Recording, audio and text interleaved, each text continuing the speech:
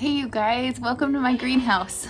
I wasn't sure if I was gonna make this video or not. I have not been feeling great, and I think a lot of people have not been feeling very well.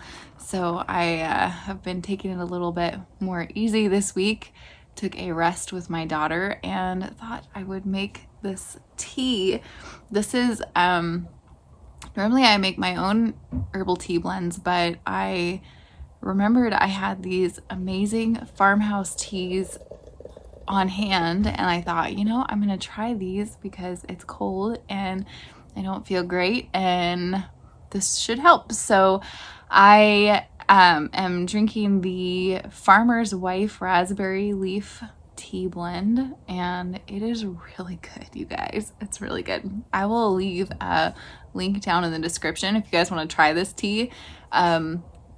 Earlier this week, I tried their Lavender Earl Grey, which was also really good. So yeah, you guys should check that out. It is an affiliate link. Hard to believe I signed up such a long time ago to be an affiliate and had, well, you know my life and all the things. So I thought, you know what? Maybe we should do something with this. So here we are, drinking tea in the greenhouse. That's not the only thing we're gonna do today. After having rest, I feel like I am up for clearing out one greenhouse bed. And my friend was so sweet and shared some garlic with me, and I need to plant garlic. We are running out of time. Our temperatures they were like really cold, like down to 10 degrees at night. And I thought, shoot, I've missed my window. All of our beds froze outside.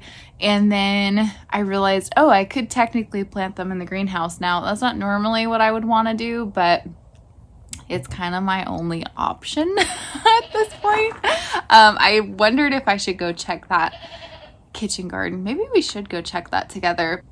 I have 3 different types of garlic. This is an elephant garlic. And then I have a Siberian garlic. And what's the other one she gave me? Carpathian. So I thought I'd go ahead and plant those and get those in. But if the kitchen garden beds aren't frozen, I'd rather put them out there. So let's go see how much work I actually have to do today. I actually realized that we should just go check it out while I'm drinking my tea, because then I can get to work as soon as I'm done drinking it, right? That makes sense. I can keep the cats out of this greenhouse. They love it in there and they're so naughty. Oh, so if you guys are new to Idaho living, the dark season is upon us.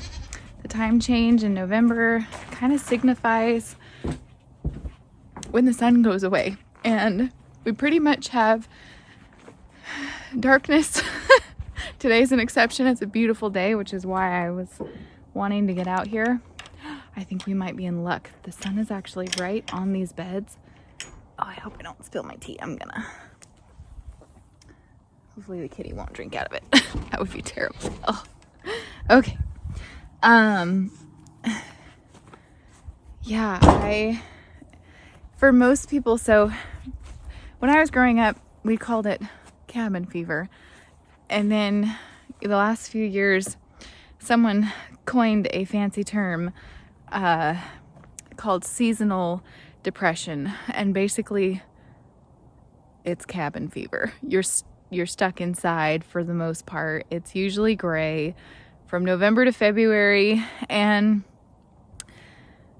a lot of times, the weather is just rainy or snowy. Like last year was very snowy this time of year, and that's hard. It's really hard. It's hard for locals, but it's hard especially for people who have come from a climate that is very warm and sunny and bright for a lot of the days. So if you are new to this area, hang on tight, become a tea lover, and when there are days and the sun shows up, get outside even for 15 minutes and just enjoy it, no matter how cold it is, because I promise you it makes a world of difference.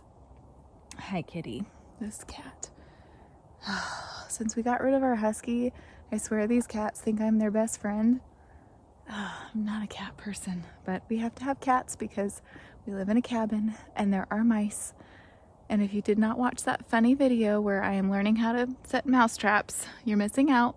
Although I did miss when I let the mouse that was still alive out of the trap on the floor and it almost ran up my hand and I screamed like a little girl. I missed that whole part. I turned off the camera right before that happened. Such a shame. I'm afraid if I put my tea down, this cat is going to try to drink it. So let's keep an eye on it. Okay. Now, the thing is that this last year I planted garlic over here, but then all of these tall plants, which will still be in here next year, blocked out all the sun and the water. So the garlic died and never did anything. So I don't want to do that again. I have not made my garden plan for next year because I like to save that for the winter time. So I haven't done that yet. Don't drink my tea, kitty. Thank you. So I'm wondering if I just go for it and plant it and then plan the rest of the garden around the garlic. That might be my best bet. I'm thinking on the end of this bed, number one, because it already has compost actually, and I haven't actually grown garlic in this bed before, so that might be a good thing. Let's see. Oh, it's soft. It's not frozen right now, you guys. Okay, this is where we're gonna plant it. Yep, okay. So we'll go get our bag. That means I'm out. I don't have to do as much work today, which is a good thing. I promised my friends who've been checking on me and my mom that I would not overdo it. The fact that I don't even really sound sick, I actually do not feel great. I'm drinking all the teas and taking all the herbs and doing all the things, and it seems to be working because I'm gonna get to plant garlic today. But I thought, let's look around this garden real quick. I actually haven't been out here because it's been frozen, and let's see what we've got growing out here. So like I said, our temperatures went all the way down to 10 degrees, and let's see. Oh, these actually, this is the celeriac, and you could use the leaves as celery, but even these bulbs are still hard. I didn't get to pull them because it got cold too fast. Maybe I'll come pull these out today too. And then there's some carrots in here, and these are so tiny. I'm probably gonna leave them. There is some kale that's still alive and edible. And man, look how hardy this cilantro is, you guys. I had no idea. I mean, this, I certainly wouldn't eat this, but oh yeah, especially not that. But I mean, there are still some good leaves on here, so that's exciting to know. I'm really excited for learning how to get plants to grow as long as possible in our climate. Now, a lot of times what that means is that you're not eating your typical store-bought things, you're eating different things. And so I plan on putting a video out. Maybe I'll do that sooner than later, because I really suggest people go ahead and get your seed orders in sooner than later, because the last several years trying to get the seeds that you want in January or February can be impossible. Like, they run out. And so I started ordering way sooner, and even though you don't always get like the new releases or whatever, sometimes that's not a bad thing, especially if you're homesteading and you really just want your food to be foolproof.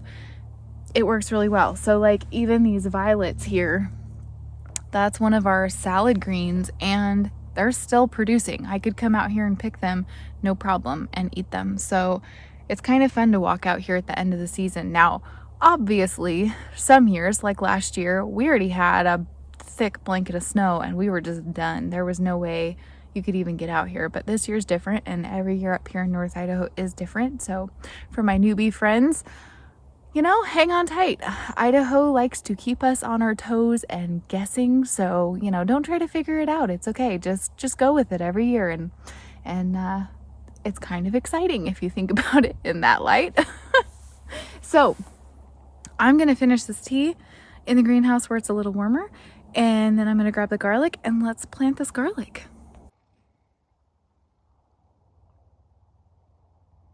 As a real quick side note, we put them back in the old pen because that's where the barn is, and we've had such heavy rains lately. There's really no good shelter in the new pen yet, and because we still have so many goats, I decided to go ahead and, keep them in the barn, but the babies can still get through that fence. My poor roses, which had finally started growing again, I ate them. That was the first thing they did. They got out and they walked right over there and ate my roses back down to nothing, just sticks.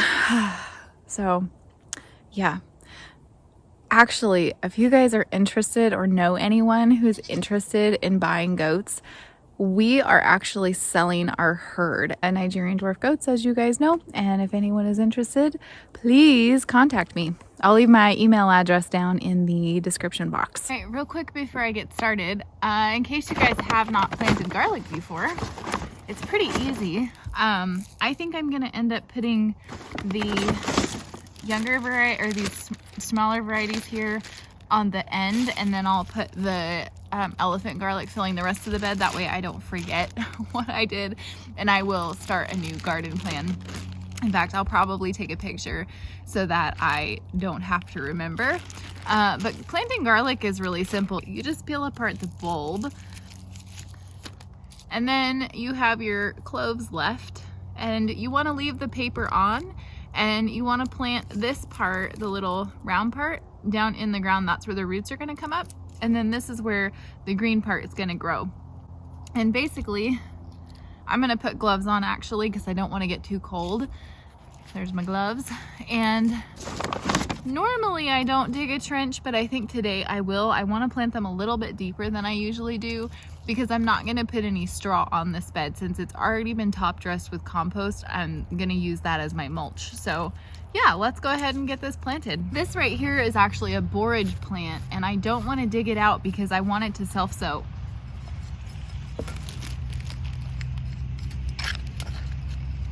So I'm just gonna dig a little trench here.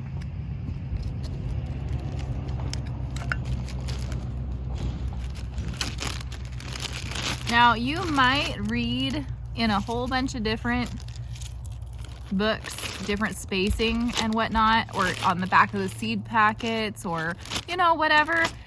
Here's the thing. The closer you to grow them together, the potential you have for a smaller bulb. So just make sure you have at least a bulb size between them. I do not go by inches. I don't go by specific measurements anymore. And the reason I don't do that is, well, let's just blame it on permaculture, shall we? I don't think you have to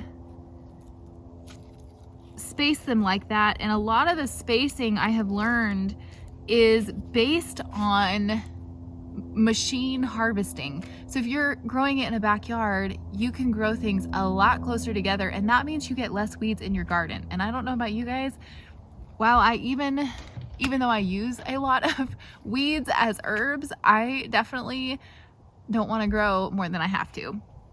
So this bed, I know I'm going to want to trellis some kind of plant here, so I'm just going to put 3 of them there, and then I'm going to do another row over here. Now these plants can get fairly tall, probably about, you know, that tall or so. So just keep that in mind. And I've planted these, oh, a good 3 inches apart, maybe 4 inches. Now also remember that this garden is supposed to be a little bit prettier because it is my kitchen garden. It's not a market garden. And again, I'm gonna leave room for growing things up this trellis, and probably putting something over here too, because like this borage, if it does grow here again, I want it to. So after this, then just smush the soil kind of up and around these things like that, and they will come up. I try to leave like the very tip of these things showing. You don't really have to do that, but it seems to work pretty good. And then that's it.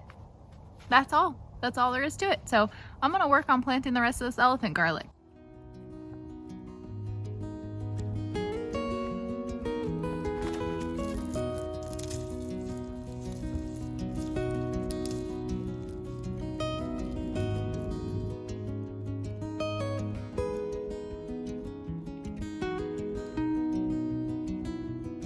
And that's it. Planting garlic, super simple. Look, I even got dirty still. I don't know how it's possible. I cannot help myself.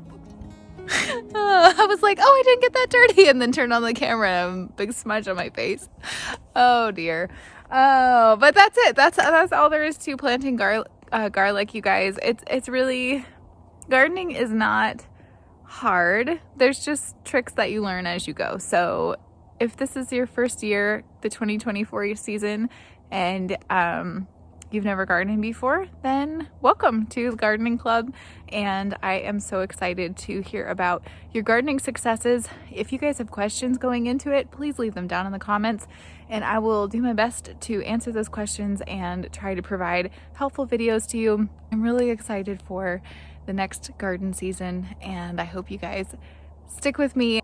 Thank you guys for hanging out with me. I'm gonna go ahead and end it here so that I do not overdo it and don't get in trouble by my mom. Shh. Don't forget to learn and grow, and I'll see you in the next one.